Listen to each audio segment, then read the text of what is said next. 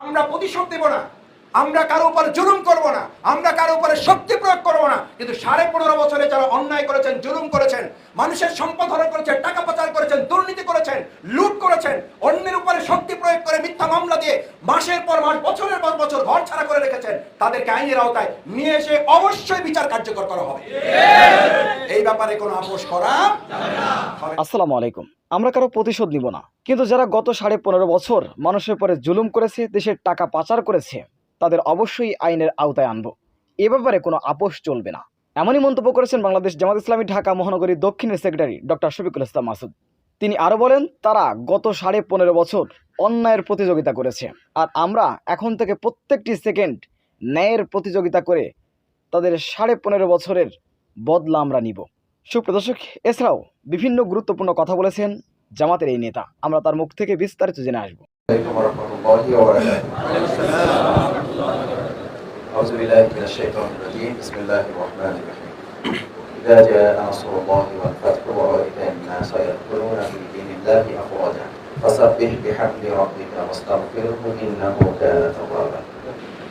সম্মানিত দিনী ভাই সব, মহান আল্লাহর দরবারে শুকরিয়া যে আল্লাহ তাআলা আমাদেরকে ইসলামের জন্য, ইসলামী আন্দোলনের জন্য এই বাংলাদেশের জমিনে তিনি আমাদেরকে কবুল করেছেন। আলহামদুলিল্লাহ। আমরা কেউ অ্যাপ্লিকেশন করে ঢাকার জন্য আল্লাহর কাছে আবেদন করিনি যে আল্লাহ আমাদেরকে ঢাকায় কাজ করার তৌফিক দিন। করেছেন কেউ? করেন। আল্লাহ তাআলা ঢাকার জন্য কবুল করেছেন। বাংলাদেশের রাজধানীর আবার রাজধানী যাকে বলা হয় পল্টন, সেই পল্টনের জন্য আল্লাহ আপনাকে আমাকে কবুল করেছেন। এরকম একটা আবেগের জায়গা, এরকম একটা বরকতপূর্ণ জায়গায় আল্লাহ তাআলা আমাদেরকে কবুল করেছেন, নিঃসন্দেহে আমাদের জন্য এটা অনেক বড় সম্মান এবং মর্যাদা। তো প্রথমেই আমি আপনাদের এই স্মরণ করেছি এই জন্য, পৃথিবীতে যেই জায়গার, যে স্থানের মর্যাদা যত বেশি, তার দায়িত্ব তত কম না বেশি? যার মর্যাদা যত বেশি, তার দায়িত্ব তত বেশি। সুতরাং ঢাকা মহানগরীর একটি থানার অন্য একটা ওয়ার্ড, অন্য একটা ইউনিটের ভাইদের মর্যাদা যতটুকু হবে, তাদেরও মর্যাদা আছে। কিন্তু আপনার মর্যাদা যেহেতু দুনিয়াবী দৃষ্টিতেও আমরা এটা মনে করি, নিশ্চয় আল্লাহ তাআলা এই মর্যাদায় আমাদেরকে শামিল করবেন, এবং সেই অনুযায়ী আপনার দায়িত্ব আশা করি আমরা অনেক বড় করে পালন করার জন্য ইতিমধ্যে আপনারা সিদ্ধান্ত নিয়েছেন ইনশাআল্লাহ। এই অনুভূতিটা নিজের মধ্যে লালন করার জন্য, অনুভূতিটা শুধু স্ত্রীর জন্য, অনুভূতি যদি সন্তানের জন্য, অনুভূতিটা শুধু ব্যাংকের জন্য, চেকের জন্য, টাকার জন্য, ফ্ল্যাটের জন্য, প্লটের জন্য আল্লাহ অনুভূতি শক্তি আপনাকে দেন না। এটা আল্লাহর নিয়ামত। এটার জন্য আল্লাহর কাছে আপনাকে জবাবদিহি করতে হবে যে আপনার অনুভূতিটা শুধু কিসে কাজ করছে। এই যে ইজা নাসরুল্লাহি ওয়াল ফাত সূরা পাঠ করলাম, আপনার অনুভূতি যদি এটা হয়, আলহামদুলিল্লাহ ভালো পরিবেশ পেয়েছি, এখন আমার ব্যবসাটা কয়েক গুণ বাড়াই ফেলতে হবে, এটা একটা অনুভূতি। আলহামদুলিল্লাহ বহুদিন পর ভালো পরিবেশ পাওয়া গেছে, যেখানে যা আছে সব আমার বানাই ফেলতে হবে, এটা একটা অনুভূতি। ভালো পরিবেশ পাওয়া গেছে, সুতরাং আমার চাকরি ছিল, এখন প্রমোশনটা যেভাবে তদবির করে নিতে হবে, এটার জন্য আপনি লাইন লাগাই রাখলেন। আল্লাহ তাআলা আমাদেরকে স্মরণ করান হাদিসের মাধ্যমে, নবী রাসূল সাল্লাল্লাহু আলাইহি ওয়াসাল্লামের মাধ্যমে, যে সেখানে উল্লেখ করা হয় ওমা আতাইতুকা কলবান তাতাফাক্কারু বিহা। ভালো করে খেয়াল করবেন, আমাদের সম্পর্কে আমাদের অনুভূতিকে জিজ্ঞেস করা হচ্ছে।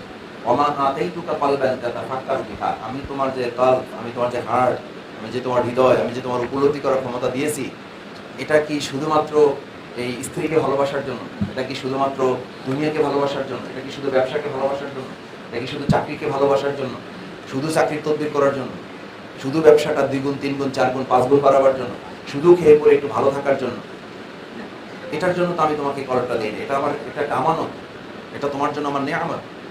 এই অনুভূতিটা প্রথম কাজে লাগাতে হবে যে এরকম একটা মর্যাদাপূর্ণ, বরকতপূর্ণ জায়গায় আল্লাহ আমাকে কবুল করেছেন, সুতরাং অন্য যে কারো চেয়ে বাংলাদেশে আমার দায়িত্ব পালনটা বেশি হবে ইনশাআল্লাহ।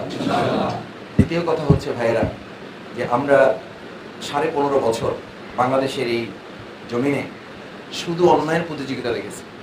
কে কত বেশি টাকা পাচার করতে পারে, কে কত বেশি সুদ খাইতে পারে, কে কত বেশি ঘুষ খাইতে পারে, কে কত বেশি দখল করতে পারে, কে কত বেশি চাঁদা তুলতে পারে।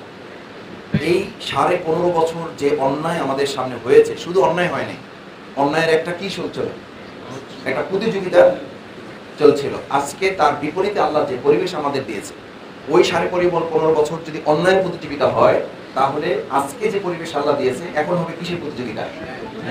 বলেন, ন্যায়ের প্রতিযোগিতা। এখন শুধু ন্যায় কাজ করলে হবে না, শুধু ভালো কাজ করলে হবে না, শুধু ভালো কথা বললে হবে না। 15.5 বছর অন্যায়ের প্রতিযোগিতা চলেছে। আমাদের এখন প্রত্যেকটা সেকেন্ড ন্যায়ের প্রতিযোগিতা করে আমরা ওই 15.5 বছরের অন্যায়কারীদের আমরা প্রতিশোধ গ্রহণ করবো ইনশাআল্লাহ। এটা করলে তাহলে আল্লাহ তাআলা বলেন লা ইন শাকারতুম লা আযীদান্নাকুম। দখল করে আপনি নিয়ামত বাড়াইতে পারবেন না। সাদাবাজি করে কেউ এই বাইতুল মুকাররম ওয়ার্ডের এই বরকতপূর্ণ জায়গা কেউ কলুষিত করবেন, এই সুযোগ এখানকার ন্যায়পন্থী মানুষ কাউকে দিবে না ইনশাআল্লাহ। এটা করতে দাও, এটা বরকতপূর্ণ জায়গা, এটা মর্যাদার জায়গা, এটা সম্মানের জায়গা। এখানে আল্লাহ তাআলা বহু বরকত দিয়েছেন, সম্মান দিয়েছেন, মর্যাদা দিয়েছেন। সেজন্য আমাদের টার্গেট থাকবে 15.5 বছরের প্রতিযোগিতার ভিত্তিতে যে অন্যায় তারা করেছে, যে জুলুম তারা করেছে, এটা তো সেই জায়গা যেখানে 2006 সালের 28শে অক্টোবর দিয়ে তারা প্রথম অন্যায়টা শুরু করেছে। 15.5 বছরের উদ্বোধনটা করেছে তারা যে বড় অন্যায় দিয়ে। আমরাও 15.5 বছরের সেই প্রতিশোধের 2006 সালের 28শে অক্টোবরের প্রতিশোধটা আমরা এখান থেকে ইসলামের পূর্ণাঙ্গ বিজয়ের মহোৎসব এখান থেকে পালিত হবে ইনশাআল্লাহ। সেটার কিন্তু ধারক বাহক আপনারা, সেটার সিপাহসালার আপনারা, সেটার সেনাপতি আপনারা। আপনারা, আমি এই কথাগুলো বারবার বলছি যে আপনারা যদি অন্য আর একটা ওয়ার্ডের মতো করে ভাবেন, আর একটা অন্য ইউনিটের মতো করে ভাবেন, তাহলে আপনাদের সাথে এই জমিনের যে হক, এই জমিনের হক যথাযথভাবে আদায় হবে। কারণ বাংলাদেশের সব জায়গায় 2006 সালে 28 অক্টোবর সংগঠিত হয় নাই। বাংলাদেশের সব জায়গায় আমাদের জসিম ভাই, আমাদের শহীদ শিপন ভাই, আমাদের শহীদ মুজাহিদ ভাইদেরকে এরকম পিটিয়ে সাপের মতো হত্যা করা হয় নাই। বাংলাদেশের এরকম কোথাও মৃত্যু, শহীদ একজন ভাইয়ের শরীরের উপর উঠে নৃত্য করার ঘটনা বাংলাদেশে আর কোথাও পায় নাই। সেরকম একটা জায়গায় দাঁড়িয়ে, সেরকম রাস্তায় হেঁটে হেঁটে আপনি শুধু ব্যবসা করবেন, তাদের রক্তে রঞ্জিত, তাদের রক্তের স্মৃতির সাথে সম্পৃক্ত এই রাস্তায় আপনি শুধু মোটরসাইকেল চালাবেন, আপনি শুধু গাড়ি চালাবেন, আপনি শুধু রিক্সায় চলবেন, আপনি শুধু হেঁটে বেড়াবেন, এই চিন্তায় যে এখানে আমি শুধু ব্যবসা করবো, এখানে আমি শুধু চাকরি করবো, এখানে আমি শুধু আমার নিজের ব্যক্তিগত স্বার্থ হাসিলের জন্য আমি কাজ করব, এটা রীতিমতো শুধু আপনার ন্যায় বা আপনার বিবেচনার বিরুদ্ধে কাজ হবে না। এই শহীদের রক্তের সাথেও কি করা হবে? বেঈমানি করা হবে, বিশ্বাসঘাতকতা হবে। এই শহীদরা হয় আপনার পক্ষে হয়ে সেদিন আল্লাহর দরবারে সাক্ষী দিবে, অথবা আপনার জন্য সুপারিশ করার ক্ষমতা যদি আল্লাহ তাদের দান করেন কথা বলবেন, অথবা এই শহীদরাই আপনার বিরুদ্ধে কথা বলবেন যে এরা সেই মানুষ, এরা আমার সেই ভাই যারা মুখে কথা বলতো, কিন্তু আমাদের রেখে আসা স্বপ্ন, যে স্বপ্নের জন্য আমরা জীবন বাজি রেখেছি, যে স্বপ্নের জন্য আমরা শহীদ হয়েছি, যে স্বপ্নের জন্য আমরা রক্ত দিয়েছি, সেই রক্তের উপর দিয়ে তারা মোটরসাইকেল চালিয়েছে। আমি মাঝে মধ্যেই বলি, আমার এটা আবেগের কথা না, এটা বাস্তব কথা, যে পল্টনে যখন হাঁটি তখন আমার কাছে মনে হয় যে আমার প্রত্যেকটা পায়ের নিচে এক একজন শহীদের রক্তের ফোঁটা এখানে পড়ে আছে। এই যেই জায়গায় আপনারা কথা বলছেন, এই যেই জায়গায় বসে প্রোগ্রাম করছেন, এটা আবেগের কথা, এটা বাস্তব কথা, আপনারা নিজেরাও সাক্ষী। এখানে যখন দাঁড়িয়ে থাকেন আপনাদের সাথে এসে হ্যান্ডশেক করে সাতক্ষীরার ভাইয়েরা, এখানে এসে হ্যান্ডশেক করে টেকনাফ থেকে ভাইয়েরা, পঞ্চগড় থেকে ভাইয়েরা আসে না, সাতকানিয়া থেকে ভাইয়েরা এসে হ্যান্ডশেক করে। আমি জিজ্ঞেস করি কোথেকে এসেছেন, আমি মনে করছি কিল্লা থেকে এসেছি, আমি মনে করছি ধানমন্ডি থেকে এসেছি, বলে যে ভাই পঞ্চগড় থেকে এসেছি। কি জন্য এসছেন? বলছে শুধুই জায়গাটা দেখার জন্য আসছে। এটা শহীদ আলী আসলাম মোহাম্মদ মুজাহিদ ভাইদের পদচারণা ছিল। এখানে দায়িত্ব পালন করেছেন শহীদ আব্দুল কাদের মোল্লা ভাইয়েরা, এখানে দায়িত্ব পালন করেছেন শহীদ কামারুজ্জামান ভাইয়েরা, এখানে দায়িত্ব পালন করেছেন শহীদ মীর কাসিম আলী মিন্টু ভাইয়েরা, এখানে দায়িত্ব পালন করেছেন এখনো ফাঁসির মঞ্চে দাঁড়িয়ে থাকা আমাদের এটিএম আজহারুল ইসলাম ভাইয়েরা। এত স্মৃতি বিজড়িত, এত আবেগের, এত মর্যাদার, এত সম্মান, এত শহীদ, এত রক্তের ভেজা একটা জমিনে আপনি দায়িত্ব পালন করার সুযোগ পেয়ে সেটার হক আদায় করতে যদি আপনি ব্যর্থ হই, আমার মন বলে আমি শঙ্কিত, আমি উদ্বিগ্ন, আমি উৎকণ্ঠিত, নিশ্চয়ই আল্লাহর কাছে আমাদের এর জবাব দেওয়ার জন্য প্রস্তুত থাকতাম। অন্যায়ের প্রতিযোগিতার বিপরীতে আমরা বাকি এখন সময়টুকু নিয়ামতের অংশ হিসাবে, আল্লাহ যে নিয়ামত দিয়েছেন লা ইন শাকারতুম লা আযীদান্নাকুম, আপনি যত বেশি কাজ করবেন তত আল্লাহ তাআলা এই পরিধিটা আরো কি করবেন। আপনারা অনেকে জিজ্ঞেস করেন অন্তর্বর্তীকালীন তত্ত্বাবধায়ক সরকারের দায়িত্ব কতদিন থাকবে, নির্বাচন কবে হবে, আমি এটা জিজ্ঞেস করি না। আমি আপনাদেরকেও এই নিয়ে মাথা ভারী করার প্রয়োজনীয়তা উপলব্ধি করি না। আমাদের চিন্তা থাকবে, আমাদের চিন্তা থাকবে কে ক্ষমতায় আছে, কে ক্ষমতায় থাকবে না, এটা নির্ধারণ করা মালিক কে? আমাদের কাজ হচ্ছে আমরা আমাদের দায়িত্ব পালন করলে আল্লাহ তাআলার ওয়াদা অনুযায়ী লা ইন শাকারতুম, শুকরিয়া আদায়ের অর্থ হচ্ছে শুধু মুখে বলা নয়, মুখে শুধু বলা এটা একটা হক, আলহামদুলিল্লাহ। দ্বিতীয় হক হচ্ছে এটার আলোকে নিজেকে প্রস্তুত করা, এটার আলোকে নিজেকে সংস্কার করা। দেখেন এখন বাংলাদেশে আমাদের যখন 18 জুলাই বা 17-15 জুলাইয়ের পর থেকে আন্দোলন কি হলো, জাগ্রত হলো, তখন রাস্তায় রাস্তায় একটা কমন লাল কালি দিয়ে লেখা হচ্ছিল রাষ্ট্রীয় সংস্কার চলছে, কি করুন, সহযোগিতা করুন। আমি একটা কথা বহু আগে থেকে বলে আসছি, বহুবার বলেছি, বারবার বলছি, আবার বলছি, রাষ্ট্রীয় সংস্কারের জন্য চাই নিজের, বলেন আবার বলেন, রাষ্ট্রীয় সংস্কারের জন্য চাই, রাষ্ট্রীয় সংস্কারের জন্য চাই, রাষ্ট্রীয় সংস্কারের জন্য চাই। এই রাষ্ট্রীয় সংস্কারের জন্য নিজের সংস্কার করতে যদি কেউ ব্যর্থ হয়, সে যে দলের, যে মতের, যে পরিবারের, যে অঞ্চলের, যে মহল্লার, যে চিন্তা দৃষ্টিভঙ্গি হোক, তারা একইভাবে ওই আওয়ামী দোসরদের অন্তর্ভুক্ত হয়ে যাবে। আবার কেউ দুর্বৃত্তায়ন করবেন, আবার 5ই আগস্ট হবে। আবার কেউ চাঁদাবাজির দিকে হাঁটবেন, আবার 5ই আগস্ট হবে। আবার কেউ দখলবাজির দিকে হাঁটবেন, আবার 5ই আগস্ট হবে। কারণ যে ছাত্র জনতা 5ই আগস্ট করেছে, তারা যে অন্যায়ের বিরুদ্ধে করেছে, ওই একই অন্যায় আবার কেউ করলে তাদেরকেও তারা এই ছাত্র জনতা ছাড় ইনশাআল্লাহ। কারণ এটা আমাদের দায়িত্বের অংশ। শহীদ কাফেলা ছাত্র জনতার যে বিপ্লব, ওটা বাংলাদেশে ত্বরান্বিত করেছে যে ছাত্র সমাজ, তাদের সেন্ট্রাল অফিস এখানে। সুতরাং সেই অফিসের আশেপাশে কেউ চাঁদাবাজি করবে, সেই অফিসের অঞ্চলে কেউ দখলদারিত্ব করবে, সেই অফিসের আশেপাশে কেউ মানুষের উপরে জুলুম করবে, এটা নিশ্চয়ই এখানকার ছাত্র সমাজ বরদাস্ত করবে না। বাংলাদেশ জামাত ইসলামী জান্নাতেও যাবে না, জাহান্নামেও যাবে না। পল্টন থানা জান্নাতেও যাবে না, জাহান্নামেও যাবে না। বাইতুল মোকাররম এত মর্যাদাবান, সব ঠিক আছে, কিন্তু বাইতুল মোকাররম ওয়ার্ড তো আর জান্নাতে জাহান্নামে যাবে না। জান্নাতে জাহান্নামে যাবে কে? আল্লাহ মাফ করুন, আমার উপরে যদি এরকম ফয়সালা হয়ে যায়, আর এই দেশে এরকম সংস্কার না, আরো অনেক সংস্কার হয়ে ইসলামী বিপ্লব সফল হয়ে গেল, কিন্তু আমি জাহান্নামী হয়ে গেলাম, আল্লাহ না করুন। ব্যর্থ না সফল? ব্যর্থ। সুতরাং আমাদের আজকের দ্বিতীয় পয়েন্ট হচ্ছে, দেশ সংস্কারে চাই নিজের সংস্কার। নিজের সংস্কার কি? আগে 5 ওয়াক্ত নামাজ পড়তাম, কিন্তু 4 ওয়াক্ত জামাতে পড়তাম, 1 ওয়াক্ত পড়তাম না। আজকে থেকে সিদ্ধান্ত হবে 5 ওয়াক্ত নামাজ শুধু জামাতে পড়বো না। ফাসাব্বিহ বিহামদি রাব্বিক, এটা আল্লাহর নির্দেশ যে যত বেশি পারো সমস্ত কথায়, সমস্ত কাজের মাধ্যমে কার প্রশংসা? এই 15.5টা বছর আমাদের জাতীয় সংসদ, আমাদের গণভবন, আমাদের বঙ্গভবন থেকে শুরু করে একদম আমাদের মেম্বার, এই যে এলাকার ওয়ার্ডের মেম্বার পর্যন্ত, যাদের কার্যালয় ছিল, ইউনিয়ন পরিষদ কার্যালয় ছিল, এই প্রত্যেকটা জায়গায় 15.5 বছর ঘন্টার পর ঘন্টা সরকারি, বেসরকারি, আধা সরকারি, স্বায়ত্তশাসিত যত আলোচনা হয়েছে, কোন একজন দুইজন ব্যক্তির প্রশংসা করতে করতে ঘন্টার পর ঘন্টা পার করা হয়েছে। 1 সেকেন্ডের জন্য এই সমস্ত লোকেরা আল্লাহর প্রশংসা করার সক্ষমতা তারা অর্জন করতে পারে নাই। জাতীয় সংসদে ঘন্টার পর ঘন্টা আলোচনা হতো, আল্লাহর নাম নেওয়ার মতো একজন লোক ওখানে, এই নামদারি মুসলিমরা সাহস করে আল্লাহর প্রশংসা করার যোগ্যতা তারা রাখে নাই। আমরা এখন প্রত্যেক দিন, প্রত্যেকটা মিনিট, প্রত্যেকটা সেকেন্ড আল্লাহর প্রশংসা করে আমরা তারও প্রতিশোধ গ্রহণ করব।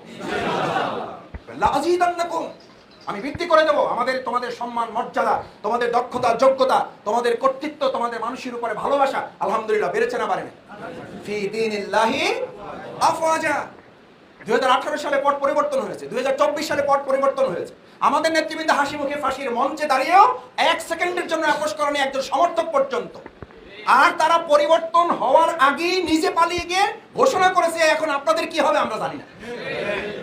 বাংলাদেশে না এরকম দল পৃথিবীর কোথাও থাকাটা ওই মানুষের জন্য অভিশাপ। আল্লাহ অভিশাপ থেকে পৃথিবীবাসীকে হেফাজত করুন। জনগণ দাবি তুলেছে এই দলকে কি করা, এটা জনগণের দাবি। আমাকে এক সাংবাদিক জিজ্ঞেস করেছে, ভাই কোন একটা দলকে নিষিদ্ধ করা গণতান্ত্রিক একটা দেশে কি আপনি বাস্তব মনে করেন, এটা কি আইনসঙ্গত মনে করেন? আমি বলেছি, কোন দলকে নিষিদ্ধ করার দাবি এই দেশের মানুষ তোলে নাই।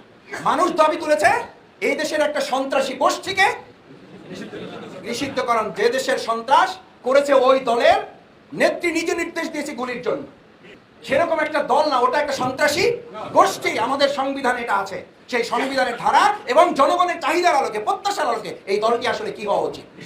এবং আমরা আশা করি এই সরকার এবং জনগণের সম্মিলিত প্রত্যাশাকে সামনে রেখে এই সন্ত্রাসী গোষ্ঠীকে অবিলম্বে নিষিদ্ধ করে জনগণকে আগামী দিনে সকল উদ্বেগ উৎকণ্ঠা থেকে যেন মুক্তি দেওয়া হয়।